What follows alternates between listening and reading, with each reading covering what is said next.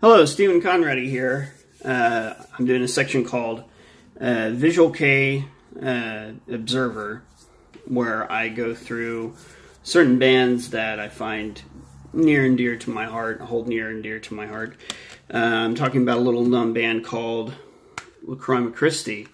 They were a band, in the 90s Visual Kei scene, and they had moderate success, moderate to high-level success in the VK scene. Pretty popular. They were one of the many bands, along with, I'd say Lark and Sayal, Glay, Lunacy, X Japan. They were just one of the many bands that came along the scene, the Visual Kei scene in the 90s. This here is their 2003 studio album, and it's their fifth studio album, last album that features Koji on guitar before he left in 2005.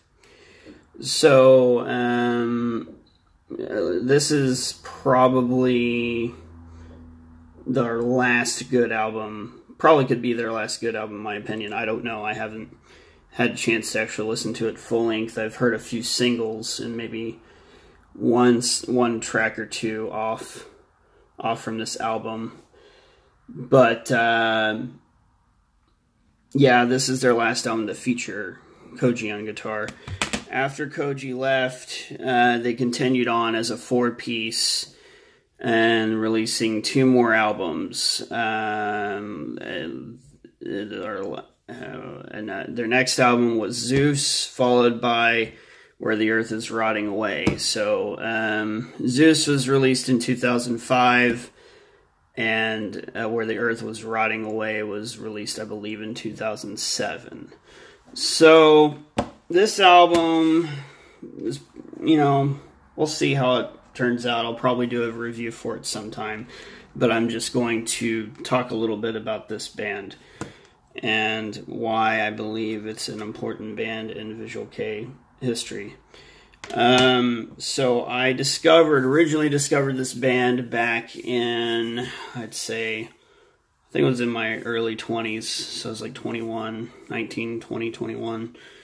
And, yeah, they had a huge impact on me and musically, because right from the get-go, if you listen to a lot of their songs, it's, a lot of catchy pop hooks, plus, combined with intricate guitar parts, a lot of jazzy, progressive rock influenced music that, they created. It was very inspiring at the time.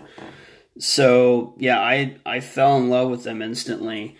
Not really instantly. I think the first time when I actually, honestly, when I heard the song Hiramiki and I heard Taka's voice, I instantly couldn't stand his voice at first. But it grew on me because thanks to Koji and Hiro's unique guitar parts. Now, cryma Christi is one of those unique bands in a sense to where they don't have any distinctive rhythm and lead sections, like bands such as, maybe Lunacy. You can definitely tell that there's you can definitely hear the differences between Sugizo and Inaran's playing. You can tell that Inaran is a straightforward rhythm player, and then Sugizo was a straightforward lead player. And so that both of those complemented really well. So now back to what I was saying before. So with cryma, they were unique in a sense to where they had Koji and Hiro would exchange guitar parts on stage, and it was really awesome to watch them perform live, because they would just bounce back and forth and different ideas. But it's like basically, after Koji left, the band became completely hollow. you know, of course, cryma tried to do. They did a last live, and I've tried watching some of their last live videos, but they're very difficult to watch because due to the fact that Koji's not there playing alongside Hiro on guitar, so it kind of everything sounds very hollow and very shelved, and it just doesn't sound right to my ears. So yeah, there's several live clips of them on YouTube. They had one live. The last live that they did with Koji was like in 2013 when they had a reunion live. And, you know, I don't think that they're going to reform anytime soon. Let's see.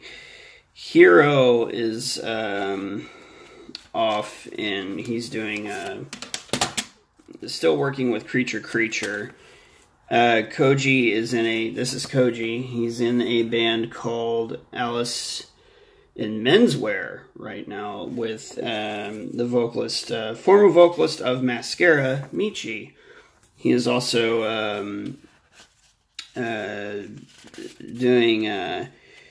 had a project called Alvino, which is more like this pop project that he had alongside the guitarist of Pyro, Jun. Yeah, those are pretty much the whereabouts of both Koji and then Hiro. This is Hiro. Hiro has some really cool, unique parts. Now, I didn't really care for Hiro's live tone when it came to the Creature DVD that I had purchased. I thought his tone could have been so much better. I mean, his tone was way better in cryma than Creature in a sense. So, anywho, I'm looking forward to possibly doing a review on this album shortly and letting you know what my thoughts are.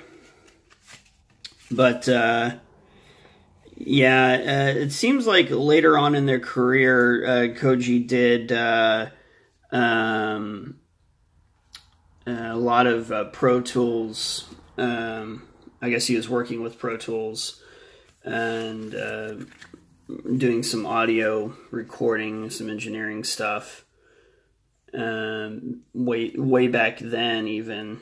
So he was doing, back when the early days when digital recording was kind of in its infancy. This is when this album was recorded. So this album, it says it's produced, of course, by cryma, Christi, and except for one track that's their single, Kiramiki, which is co-produced by Masao Akashi. Now, if you go back to their earlier, not 2002, but their last album, 2000, what was it? And You, but if you go back to their albums from 1998, Lhasa and Magic Theater, both those albums were produced by Hajime Okano, whom most veteran or listeners, such as myself, would know that Hajime Okano produced Dark and Sael. In 1999, he produced the albums Arc and Ray, I think, as well as Real in the year 2000. He also produced that album. And he also produced Dead End's 1989 masterpiece, Zero. So Zero, yeah, that album is highly influential on Visual Kei. Even as of today, that Dead End is just a huge influence on that scene. So you could tell the impact that it had on many of their fans, It's kind of one of those sleeper albums in a sense, because I don't know if it was immensely popular back in the day, but it seems like, to me, what happened was I got into these various visual kei bands, and a lot of them, their influences led all the way back to one band, and that's Dead End. So I'll eventually do a more in-depth, discussion about Dead End later on. But I just wanted to talk about cryma for a bit and let you know what my thoughts on this band are. But yeah, these guys are really talented. God bless them for making good music. Hopefully, they might get together and form another off project. Who knows? But they don't really make bands like this anymore. I tried actually listening to some new visual kei today. I was just browsing through YouTube and checking all these different bands out, but there are very few VK bands that can actually not really actually play their instruments, but more so, create music that is different and unique and actually good. Most of them pretty much just want to do this repetitive keyboard sample, which is highly nerve-wracking, and then they want to add, let's say a lot of screams or growls, so they're borrowing from current metal acts such as Durn Gray. So it's just, they're trying to borrow from each other, and then, once you do have a good visual kei band, they're going to last you, currently now, once you have a good visual kei band, they're going to last you about maybe 5 years, and then after that, they pretty much disband off and go on to form other projects. I think the current issue is that a lot of them are ADD, but anywho, I know I'm ranting. Stay on track, Steven. Yes, but I am originally talking about this band, cryma Christi. I did the whole tribute nod to Darren Locke there. There you go. But yeah, this band, they're pretty good. Not that they're pretty good, they're really good, actually. They're a fantastic fucking band. Listen to them. Check them out, please. And support them, if in any case. So, yeah, also, I want to mention, too, about the rest of the band members. Levin, I think, pretty much does drum clinics, or he attends Sakura, Yasunori Sakurazawa's Busker Noir drum clinics almost every year, or every time he gets a chance to. And props to him for wanting to be the best drummer that he can be. I mean, this little dude is phenomenal on drums.